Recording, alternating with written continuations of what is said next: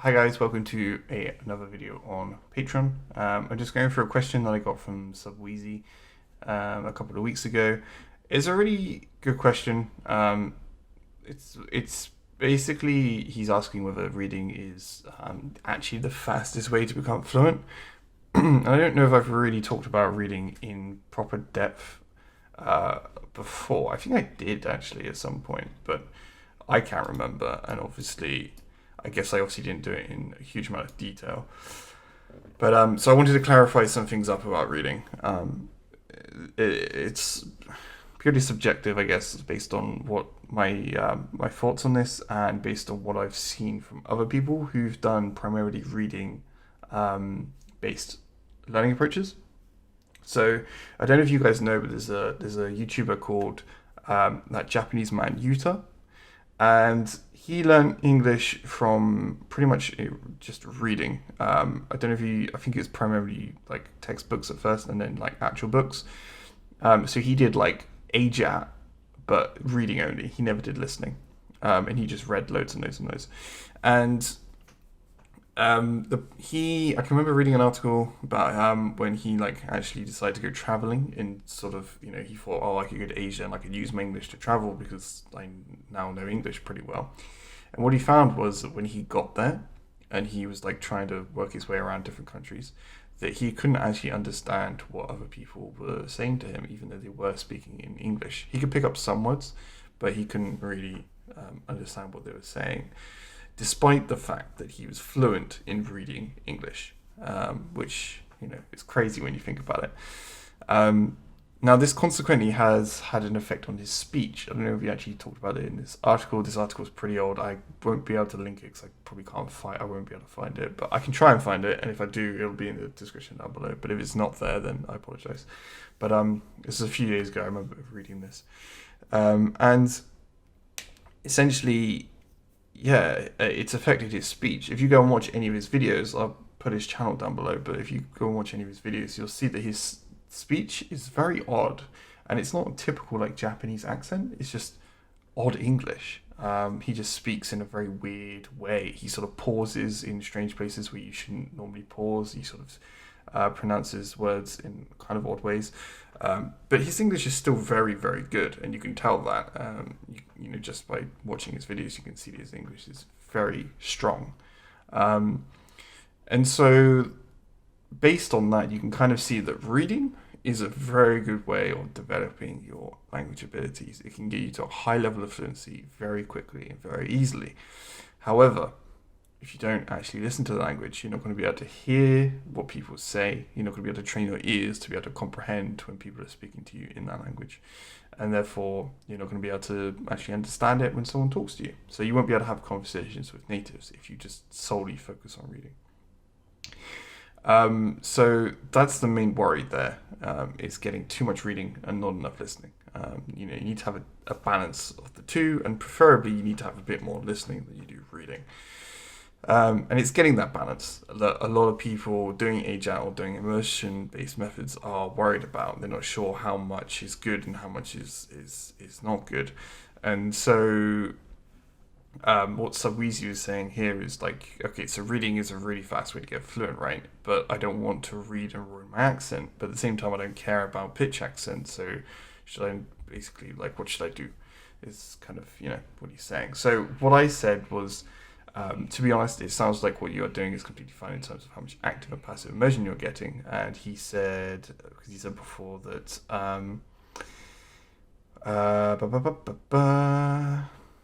basically he was doing like full-on immersion. He's getting a lot of listening in, and he's also doing like some reading. So I was like, okay, that's great. You're putting in more than enough time. So I actually use a stopwatch on my MP3 player and I let it run all day when I'm at work, and I usually rack up around 9 hours by the time I get home. I have another MP3 player at home that does this, and I'll use that for active and passive immersion.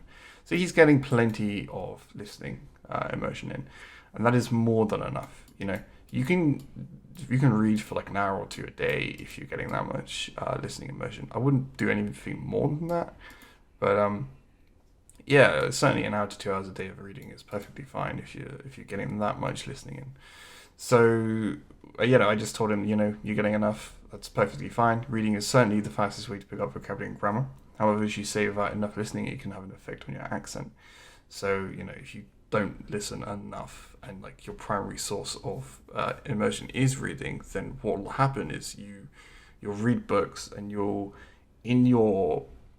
don't know if you notice, but if you read, you'll notice that you sort of say the words in your head. So you can, I believe, train yourself to not do that, but I think it's very difficult and most people can't do it. But you will just read the words in your head. And so when you do that, you're actually pronouncing them in your head, which is such a weird concept to think about, but you're sort of guessing what the words are said like based on previous knowledge. So if it's a word then you're going to say it perfectly fine within your head. But if it's a word you've never seen before, you may say it slightly different. An example of this was the other day, me and a friend were arguing over whether the word cyclic was pronounced cyclic or cyclic. And it was, depending on, I guess, one of us was obviously wrong, but, it depends on how you read it, I guess. I don't really know. It's one of those rare words where you sort of read it in a book and you just go for what you instinctively feel is correct. And then you just use that. And if it's wrong, then someone will correct you when you actually say it out loud.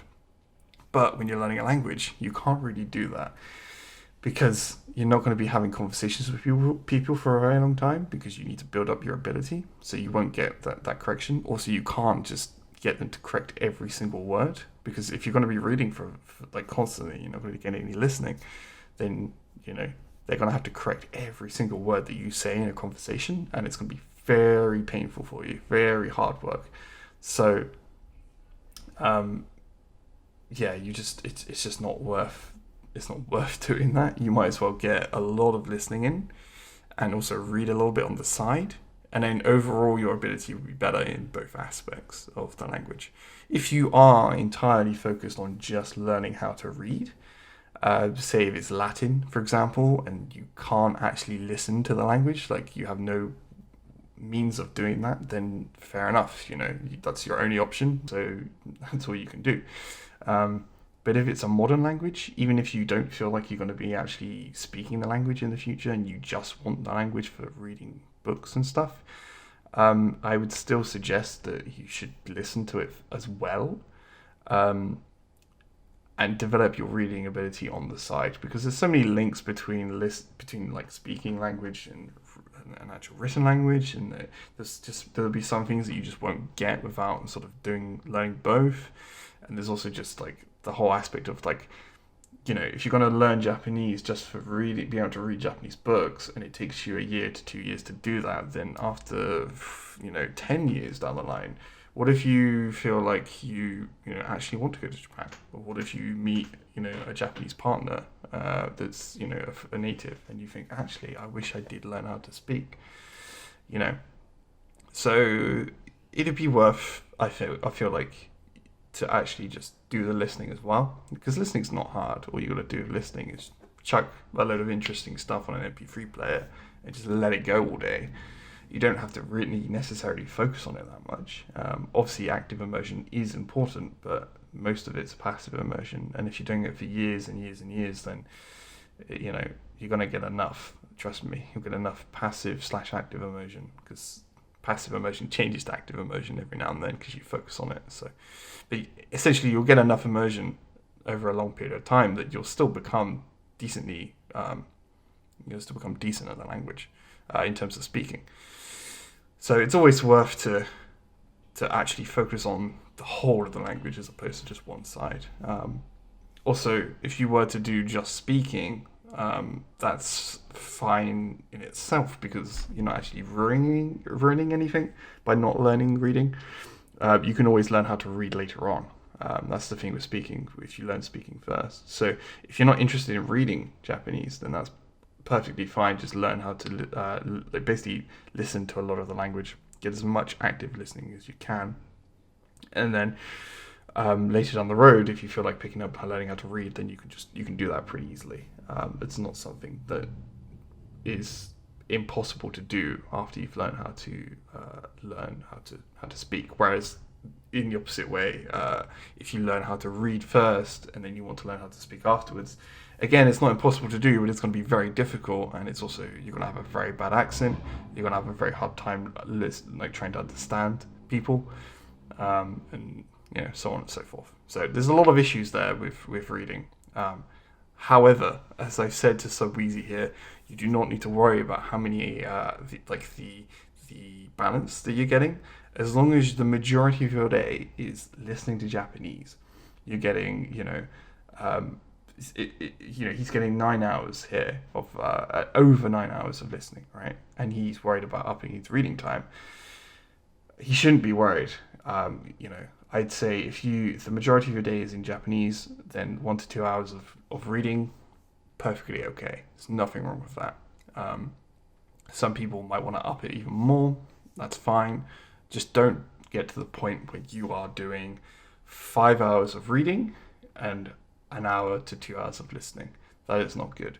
You need 6 hours of listening at least if you're doing 5 hours of reading. You really want to do more than that. I would edge a bet that, see, it's difficult to say because it's all very subjective and there's no science behind this, but I would say if you have 2 hours of reading, you need at least double the amount of listening. So 2 hours of reading, I would say 4 to 5 hours of listening to counteract that and sort of make sure that your listening is further ahead than your reading is. There's also a point. There's also another point that reading is actually a lot quicker to do and pick up than listening is. So that's why you need twice as much there. So yeah, guys, I hope you found that useful. I hope that was useful and it wasn't too convoluted. I know it probably became quite a big video there, and it might be complicated because I kept switching topics and changing things around a bit, but hopefully that made sense. If you do have any questions, then definitely let me know in the comments down below.